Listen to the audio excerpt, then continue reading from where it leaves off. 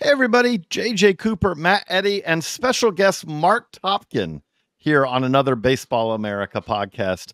We are diving in today on everything Rays, everything with the Rays stadium situation and kind of what this all means for the Tampa Bay Rays. And, obviously we had the hurricane just come through. The roof of Tropicana Stadium was ripped off basically with almost no exception. There's a little sliver of the remaining roof, which means it also opened up an indoor stadium to the outdoors, which is not ideal.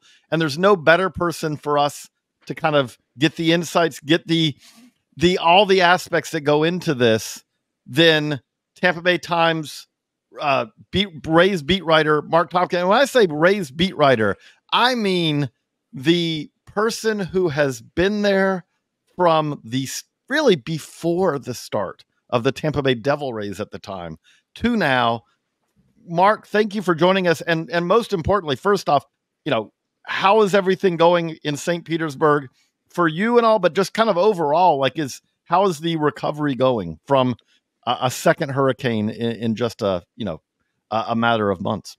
Yeah, no, I appreciate you guys asking, and thanks for having me on. The recovery effort's been slow, to be honest. I mean, people, I live out on St. Pete Beach, one of the barrier islands, as they're referred to, and Treasure Island, Madeira Beach. There's kind of a string of them, and the area that was hit the hardest, certainly from both storms, because the one that paralleled the West Coast and this one that came from the West, and there was a lot of debris, and people were just kind of getting the stuff out of their house that was damaged from Hurricane Helene when the warnings came to evacuate because of Hurricane Milton. So there's literally people where there's two piles of their, the stuff they took out and the stuff they didn't get out. And the government, local government, federal government, everybody that's been here has done a great job. They basically moved the debris piles as much as they could before the second hurricane came, because literally flying couches and toilets and things like that were already out on the street would add to the damage. So really good job.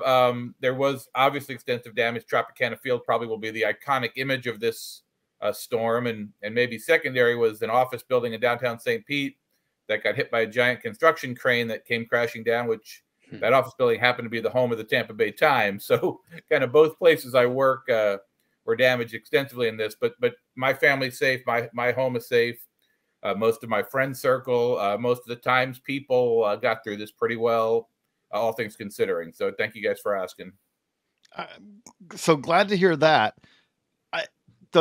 The morning after the hurricane blows through, it is kind of one of the first images that we all get is, the Tropicana Field, there's no roof anymore. It was basically a strengthened, but fabric does not do the right word, a Kevlar enforced and all that. But it was basically a roof that was not structural as much as it was tied to the structures and all.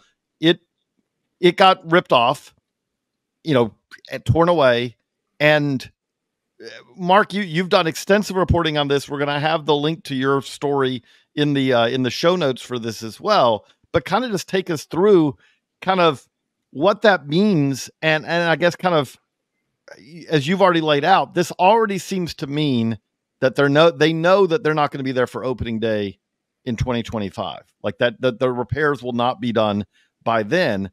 But what does this mean? For the Trop, and what is kind of the unknowns for the Trop as far as getting it back to functioning and being able to hold games there again at some point in the future? Yeah, and I'll try not to be too long-winded and meander here, but it's really a multi-level question and a multi-level answer. And for some of the people that aren't as familiar with the situation here, and I can tell you based on some of the Twitter comments to my story, a lot of people are not as familiar with the situation here. But the Rays had just completed a process about 10 weeks ago, 11 weeks ago, where everything was signed and sealed to build a new stadium. The groundbreaking for that was scheduled for January. Construction would start shortly thereafter. It's going to be built essentially adjacent to Tropicana Field in one of the parking lots, or a couple of the parking lots right there. The plan was for that stadium to be finished right around the end of the 2027 season, assuming it was done on schedule Then the Trop would be demolished. That would be used initially for parking, and then part of this development that's going to be built around the new stadium. It's essentially, if you're familiar with the Battery in Atlanta, the Ballpark Village in St. Louis, Texas Live, that type of thing. We're told it actually would be about 1.5 times the size of the Battery. It's a very impressive development built by the Heinz Corporation, a well-known global developer. So all that was the plan, thus setting the stage for the answer to your question. The Trop is only going to be used for 3 more seasons. It's used for other events besides the Rays, of course, but they're the primary tenant. You know, a lot of the high schools have graduations there, entertainment, WWE was here, things like that. So there's other things that the Trop's going to be used for. Thus, the damage. So they have to decide, can it be fixed? How long would it take to fix it? And then is it worth, in quotes, fixing? If it takes a year to fix it, then you're only going to have 2 more seasons to play. But then you also have to know, and I don't think any of these questions have been answered yet, given all the other damage throughout the city of St. Petersburg, throughout Pinellas County, is there going to be any conversation about delaying the start of the new stadium, or even logistically from construction supplies and from site preparation, things like that? So you think the Trop only has 3 more years, and then you could argue it's not worth fixing in that scenario, but you also have to know, will the new stadium be built and be built on time, that you only need it for 3 years? Now, if you can get past that level of questions, next is, how can the Trop be fixed? The most obvious, I think, suggestion people have made, and I will, I had this question too, so I'm not admonishing the question, but can't you just take the roof off and play in an open air stadium? Not ideal in Florida, but it can be done. The Marlins did it for a number of years. All the minor league teams here do it. You can't do that. The Trop was built as a enclosed multi-purpose facility with no drainage system at all. There's a concrete slab under that playing field, a very thick concrete slab that's filled with electric wiring. That's how, if you have a trade show, you can plug in your booth to sell Baseball America subscriptions, right? You need something for that flashing sign. So that's why you can't just say, rip off the roof and play it. I don't know enough about engineering. I've been told this is not true. I mean, is it cheaper to put in a drainage system and rip up the floor than it would be to build a new roof? I don't know the answer to that either. But it's also, the lighting isn't built for outdoor play. The walls probably are not safe. If there's those cables that support the roof are tied to the sides of the building. So there's structure, construction, right? So there's a lot of things that would have to be addressed. But the answers to your questions are, they have to know, how can it be fixed? How long would it take to fix it? How much would it cost to fix it? And is that worth doing versus the costs of being displaced for 3 seasons or possibly more, with the specter of what's going to happen to the new stadium's time frame, kind of driving all that as well. You hit on a big point there, which is the Rays have been trying to get a stadium, a long-term plan put together for a large portion of your time, covering the Rays. I would say at this point, there was the floated of, we're going to be two cities where we'll be half the time here. We'll be like snowbirds. A lot of people who live in the area, where we'll move to Montreal for part of the year and then we'll move back and all that. And obviously the PA was not ever really a big fan of the 2-location team and all that. But here we are. The Rays have finally kind of finalized this long-term completion, this long-term plan. So the Rays have now kind of got a long-term plan, which is great for the Rays.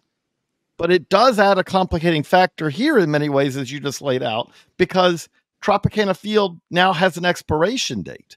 But to kind of take it from that further step, assuming that, let's say that, again, we don't know if it could be repaired for June of 25, for 26. We don't know that yet. But what we do know is it fair to say, Mark, that there is no, now at this point, when you talk about where are they going to play for the start of 25, or we don't know if it's going to be 25, 26, 27, the Rays challenge now is what of the bad options is the best bad option? Is that a fair way to put it? Yeah, and certainly maybe bad or at least less than suboptimal. Andrew Friedman taught me that word when he came here way back at the start of the Steve Sternberg regime. Suboptimal, but I'll borrow that from Andrew. And yeah, none of these solutions, and we could literally talk for a couple hours about all these solutions. One of which is obviously near your guys' home in North Carolina, and I think every single one we could make a case for and make a case against, and fairly done. So there are no ideal solutions, but I would also frame it to you guys, going back to what I said earlier, and put this in your own. If you're looking, you get a new job and you're looking for an apartment.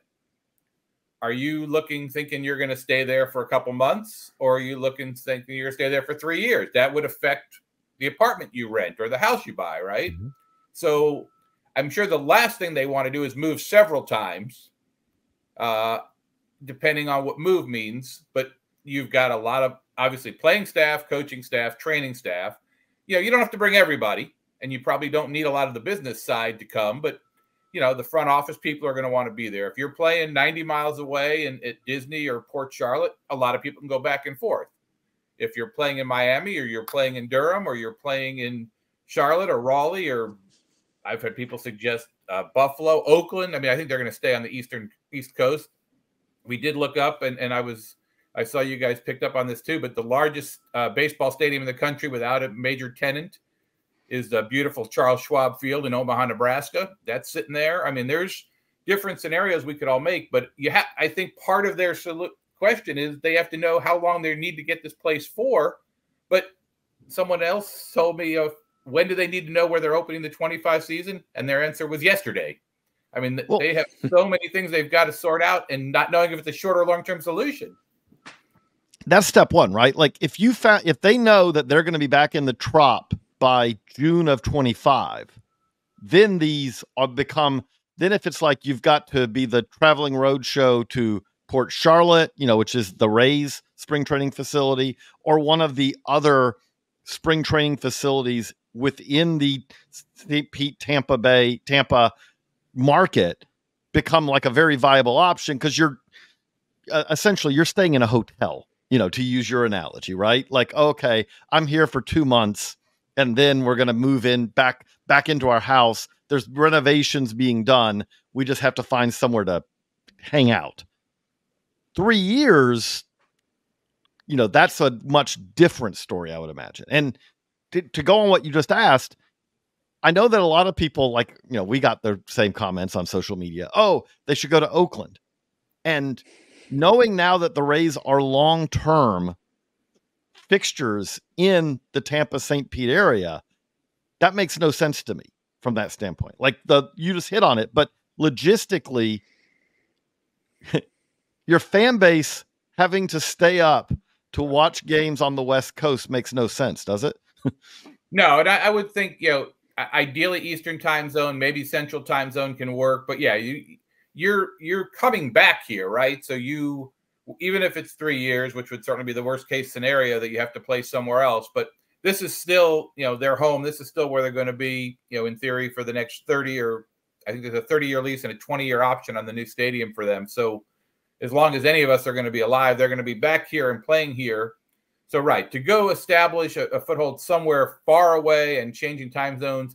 And look, I would never, ever try to get inside the head of MLB and Rob Manfred, but they have endorsed, whether you like the idea or not, Oakland's plan to leave, the A's plan to leave Oakland. I don't think they're going to want to put another team there right now. And the political aspect of that doesn't seem like a logical move either. So I don't think Oakland, Portland, any of the West beat the A's to Vegas. I've had people suggest that. I mean, all these different scenarios that involve out West, I don't think are worth of much conversation, but I think there's almost like the group of Tampa Bay area stadiums, the spring training stadiums, whether it be the Yankees, the Phillies, the Blue Jays, the Pirates. I mean, any of those that are these, very nice facilities, they would all require some form of upgrade, whether they need the data gathering technology enhanced, replay, the locker room facilities, the weight room. There's going to be some things that, some of these teams have at 2 facilities. That's all going to have to be at the stadium site if it's a long-term thing. But that's the one group. Then you kind of have Port Charlotte, which the Rays certainly have access to as their facility, but is going to be the least convenient. There's no airport within an hour. There's one hotel that would be suitable probably for any team within about a 45-minute drive. So a lot of logistical issues there. Disney, easiest solution, but Disney, that's kind of a busy place. They have a few other people that come through there on an annual basis, and haven't had a chance to find out like how booked they are. The Rays did get through a couple weeks of spring training there, and then we could work our way up, out of the state of Florida. Some of the, as we talked about, Raleigh is obviously very hot for an expansion team. I've already seen an article with some of their politicians quoted as saying they would welcome the Rays. The Durham ballpark would obviously be a great fit, smaller size, but things can be adjusted. And then, Charlotte wants the team. Nashville wants the team. I think we could come up with some other places. Montreal, I guess I have flown through that out there, and I've since been told that's under a pretty major construction project of replacing, ironically, their roof there at Olympic Stadium. Don't know if that could be halted, to allow a team to play there. So still a lot of things, but a number of choices, and I think it's almost in a little bit of buckets. The spring training stadiums locally, the 90 miles away, sharing with the Marlins. We didn't mention that one is another possibility. There'd be no weather issues there. Any of the outdoor stadiums in Florida, you're going to have a lot of rainout issues. And even if not rainout issues, going back to those early Marlins days, they said it wasn't the actual games that got postponed. It was the amount of days they lost BP. They lost pitchers throwing their bullpens. They lost infield work. All of that affects fans, obviously, making decisions whether to come to a game or not, if they think they're going to get poured on. So there's so many levels to these decisions to be made. But I think at some point, relatively soon, they'll start winnowing this into at least buckets of what scenarios work, and then the timeline factor we talked about. I do want to hit on the Port Charlotte thing for a minute, because again, I know a little bit about it because of going down there for spring training, having a grandmother who lived in St. Petersburg before she passed. But being a native down there, being someone who understands the area, I think someone may hear it, like listening to this may say, oh, it's 45, 60 minutes away south of this Tampa St. Pete area. No big deal. But if you're down there, like that's the Skyway Bridge. It feels like that's that's not part of that market. Is that a fair way to put it? Oh, no, that's definitely fair. I mean, when you stay down there for spring training, you get the Fort Myers television stations. I mean, it's really more of kind of Fort Myers north than Tampa Bay south, I think is probably the way I would put it. But, could it work? Sure, it could work. Sarasota has an airport. Fort Myers has an airport. Sarasota has some hotels that would be, big enough and for lack of a better word, fancy enough, for Major League standards. There is one hotel in Punta Gorda, the Wyvern, that would probably work. I don't know how, the rooming situation there would be, if there's enough rooms for a whole team. But also, if the Rays have to be put up and the visiting team has to be put up, you run into some issues there as well. Punta Gorda itself was hit hard, as it seems to be, by every hurricane. There's beautiful downtown there with some great restaurants. A lot of those are closed up right now. So I don't know, like just the logistic aspect of Port Charlotte, the fan base, sure, on spring training games on a sunny, beautiful weekend day, do people come down from St. Pete, Tampa? Sure. But, for 7-10 night games during the middle of the week, where the Rays are playing the Rockies or something, no, I don't think you're gonna see a ton of people coming that way. And you hit on so just staying within the others in the market, because you have Clearwater, you have Dunedin, you have Tampa. You have three teams that I would say are smack dab in the St. Pete, Tampa market, where, I mean, if you can go from Dunedin to Clearwater, I've done literally 2 games that are going on at the same time, and it's 15 minutes. I mean, it's right there. Tampa is, the Steinbrenner Field is right by the Buck Stadium. It's very much right in the middle of that market, all that. But these are spring training stadiums. I think Steinbrenner holds 11,000, which is kind of like the upper end of these. But on top of that, like you mentioned the business side, when we talk about that, there are no good answers here. If you work on the business side for the Rays, if you sell suites, if you sell, like groups and things like that, none of those things can be fulfilled in any, like all of these things that are kind of a lifeblood of teams nowadays for major league teams. Yeah. None of these options fulfill those? I mean, again, there's no good answer for that, but there's none of these where you say, oh yeah, no problem. We're just going to transfer your suite over to wherever we're going to play. And right. I we talk agree about with you. attendance, but that's a part of this too. Yeah, tickets, suites. And I think one of the things that the Rays said at the press conference about 10 weeks ago when the new stadium deal was finalized was they had already got a very encouraging response from the business community in terms of sponsorships, in terms of people that had been sponsors at Tropicana Field that were very excited about expanding their sponsorship and being part of, even some of the things. They're talking about a lot of creative seating areas at the new stadium and some sponsors that wanted to be involved in that right from the beginning, and an outreach from people that hadn't been sponsors before that wanted to be involved. So at a time when that was trending up for the Rays, you're right. Now they have no real answer for those people. I don't know if they're going to be in a situation like use Raymond James Stadium. You mentioned the Buck Stadium. The college team, local college team, USF plays there. So when USF plays there, there's a bunch of banners for USF and their sponsors. Then they rip them down when they play on a Saturday night after their game, and the normal Bucks banners are up for their Sunday games. So, depending on, again, if the Rays could work out a deal with one of the area teams, if that organization would be willing to move their FSL team, if they would be willing to relinquish control of the stadium for 6 months, if they would allow the Rays to put sponsorship banners over their sponsorship banners. I mean, there's so many levels of this that are way beyond a sports writer's ability to figure out from the business standpoint, and the compensation. And does MLB step in? Is there a best interest of baseball clause here? I was thinking about the Disney thing. Let's say the Rays do want to go there, but there's a lot of conflicts. Does Rob Manfred call the head of Disney/ESPN and say, we need to make this work. Tell us what the number is. We'll write the check. This has to happen. I just don't know how this gets done. And I even want to say with Orlando, because I know that stadium pretty well, the stadium at Disney, the Braves left there because the footprint's too small for what teams want for spring training in the 2020s. The clubhouses are too small. There wasn't the room, there wasn't the ability to say, oh, no, we're going to open this up, we're going to knock this out, and this will be to where you want. That's why the Braves moved to Northport, is they thought that even though this was a many fields, a full spring training stadium, this was too small for them to do spring training, much less now we're talking about the possibility of a major league team potentially using this for a season.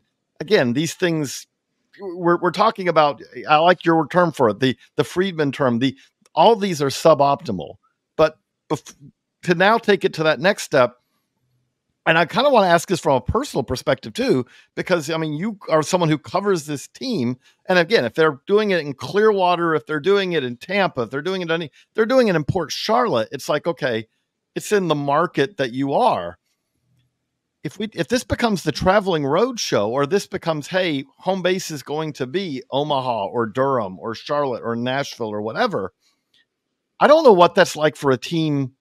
If that's going to be a year or a 2 year, like what that does for a market that, let's be honest, has always had challenges. Like this is supposed to be the time where the Rays are taking a step forward as far as the fan base, as far as support. Oh, we're going to have a new stadium and all this. And now there's this great unknown.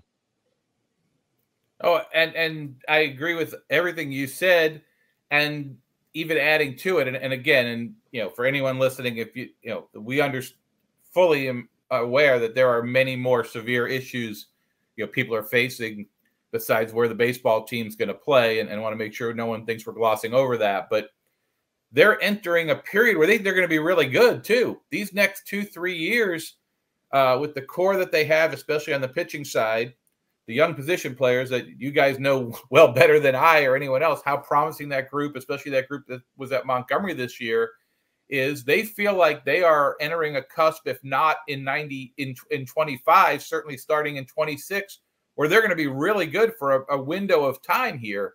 So you add that factor too, is from, obviously the fans here want to see that, but even just the inconveniences of that. And how does this affect off-season spending? I mean, they, by making all those trades they made in July, they cleared about $45 million of what would have been payroll for the 25 season. They're not going to spend all of that. They did that for a reason, but that logic would tell you there was some flexibility there. If Willie Adames came out and said, you know what, I'll take a little bit less because I want to go back to Tampa Bay and play with those guys, they might have been in position to do that. Does this affect, their spending on the short term for these next couple of years? I think that's another fair question. If you told me that we looked at this 3 years from now and said the reason that we thought that the Rays were going to be a perennial playoff team, with this stretch, which they've been a perennial playoff team. This was the dip this year, but they've been basically that for several years now. It wouldn't be shocking to say that this could be kind of the thing that has a risk of derailing them, because as you said, it encompasses so many different things. Like, it's not easy as a team to pick up and leave your home area. It's not easy as a team to make do with all these inconveniences, not having the same level of facility that you have at a true big league stadium.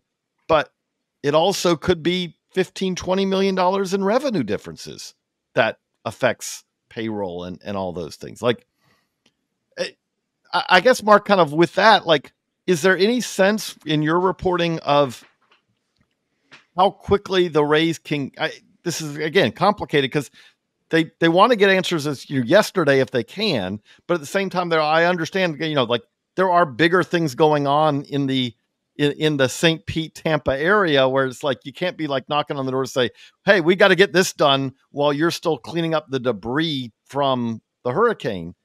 Is there any understanding of like when there will hopefully be some more clarity on this? Yeah, I do think, it is on a shorter track, and you're right. Look, they have some staff people that, I've just heard anecdotally whose homes were destroyed in one of the two hurricanes, or were, flooded to the point of being inhabitable is probably the better way to phrase that. But, they have some staff people that they're trying to, place in new home housing situations, and a lot of staff with a lot of questions. The other thing is the stadium is insured. The insurance on the stadium is by the city of St. Petersburg. They're responsible for the repairs. So I think anyone who's had any homeowner claim, much less in an area like ours that has been ravaged by two storms and is inundated with claims of insurance, this is not going to be an easy process. The city isn't going to make one call to their insurance agent who's going to say, all right, get an estimate and we'll write the check for $50 million and fix your stadium for you. And it's it'll be a three-party situation with the team, the city, and the insurance company. So this is going to be complicated to get a sense of how and if it can be repaired, what that time frame would be, which I think drives a lot of this. But we have heard they're going to have some engineering people in the next week or two. I think they want to make sure, first of all, that roof was held up by essentially miles of cables that wrapped around and created the tension to hold the roof up, and did for 35 years or so. And I think they want to make sure that those structures, or struts as they call them, are safe, and that's not about to fall down. I actually drove by the field this morning. I had to run an errand downtown before we did this recording. And, you drive by now and you still see pieces of the roof are hanging there. It was shredded essentially. And, they have to make sure nothing's going to fall. There is a puncture on one side of the building. I had reported in that story, some of their team offices just had a drop ceiling under the canopy of the stadium roof. Those are now open air offices on their executive level on the fourth floor. So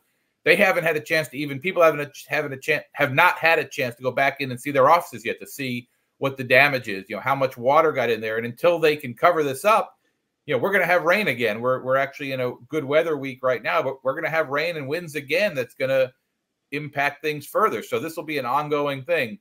But I think once they get the engineers in there and get an actual assessment of, this looks okay, this doesn't look okay. I mean, who knows? They may come back and say it's total. They may come back and say a short-term repair is going to work. Here's how you can do it. I mean, I don't know what to expect. I would assume they're going to keep their expectations low. But once they get that, I would assume then they can kind of move forward with, okay, we know, I think we've all concluded, as we reported the other day, opening day is 161 days, I think, from today. They're not going to play there on March 27th. But as you said, could they play there in June? Could they play there in July?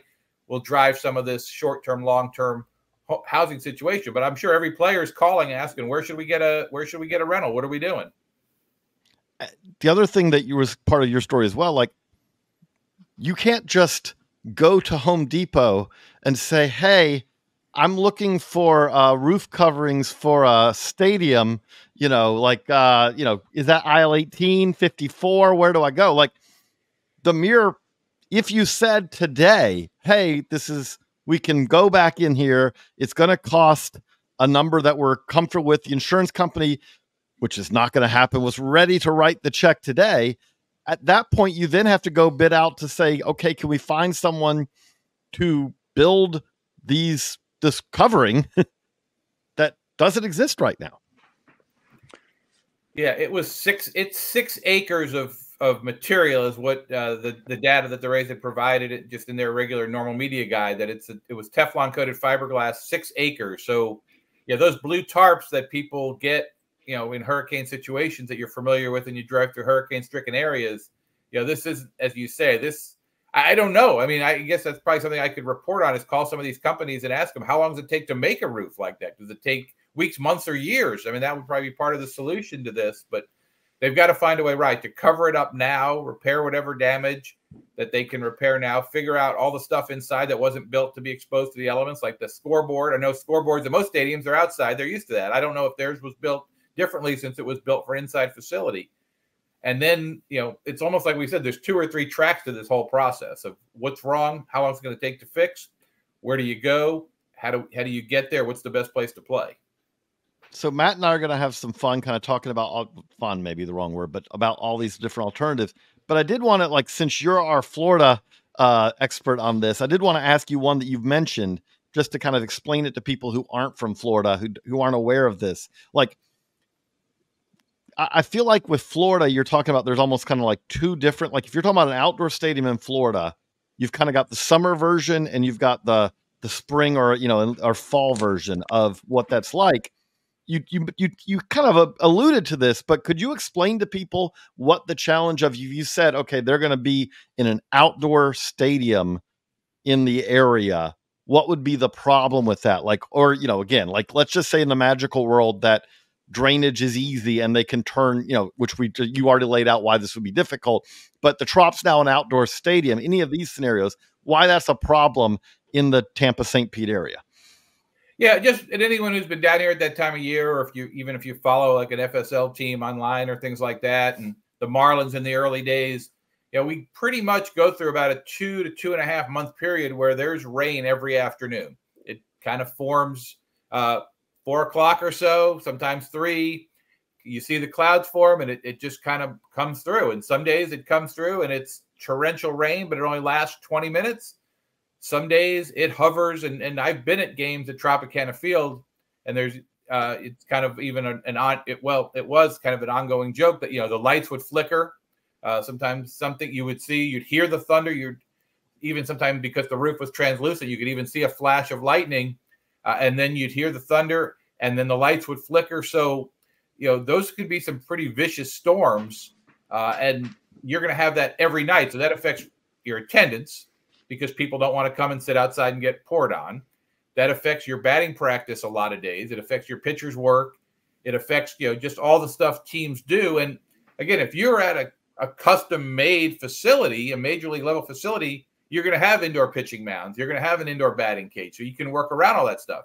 If you're using a spring training stadium that's not going to have that type of facilities, you know, you're not going to be able to avoid that. So disruption of work and disruption of routine is as much part of the actual number of games that get postponed. But if you're putting people up, you're changing travel schedules. If you start having to have rainouts and bring teams back, or double headers that now last, you know, night games instead of day games, and teams are already heading, you know, change their schedule. I would assume MLB, once this is figured out, will look at the schedule and see if there's some ways to make it easier, because all the visiting teams are now going somewhere else too. If you're not playing in the immediate Tampa Bay area, if you're playing in Orlando or Port Charlotte. So there's just so many layers of this. But I think that the shortest answer is the daily rains for 2 to 3 months that will disrupt games, pregame work, scheduling, and travel, and attendance. I mean, this is one of those things where it's like you don't want to just throw your hands up, but at the same time, as you said, I want to emphasize, you hit it. As problems go with all this is a small one, right? This is unfortunate. This is inconvenient. this is going to be less than ideal for the Rays from a standpoint of, how they operate. It's not the same as people who are dealing with who lost their houses. There are people who died in this storm and all that. We don't want to minimize it. But Marc, thank you for kind of helping us understand kind of all the challenges that are faced with this. Glad to know that, that you're, again, that you're, that you and your family made it through, all, quite well. And we'll be still watching, again, Marc, like, we'll put it in the show link. I don't want to misquote your social media handles, but if people want to be following you on this, what's the best way for them to do that? Well, on X, it's TV Times _Rays, and the newspaper website TampaBay.com, which has incredible extensive coverage of all of the impact of the hurricane and some startling images of the trop as well. Some of our photojournalists did an amazing job with that.